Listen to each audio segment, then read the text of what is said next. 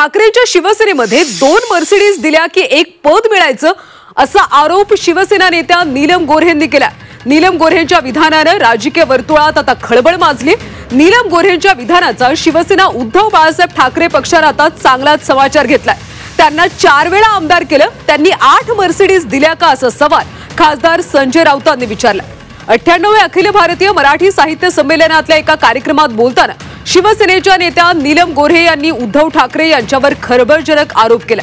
ठाकरेंच्या शिवसेनेत 2 मर्सिडीज दिल्या की एक पद मिळायचं असा आरोप गोऱ्हेंनी केला।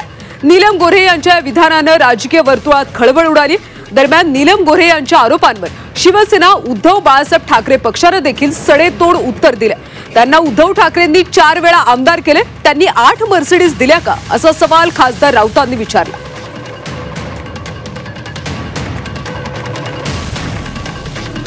ठाकरे गटाचे फारसे लोकही समोर नाहीयेत, त्यामुळे ते असताना बोललेलं मला फार आवडलं असतं।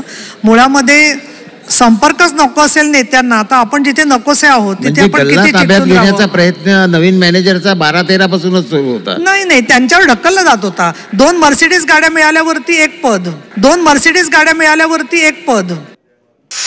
ठीक आहे, दाखवा ना मर्सिडीज दाखवा, जाऊ दे। हे सगळी गैरगुजरी लोक आहेत, त्यांच्याकडे मी काही लक्ष देत नाही। एक महिला म्हणून आदर जरूर आहे, पण राजकारणात त्यांनी त्यांचं चांग भलं केलेलं आहे, ते तसंच राहू।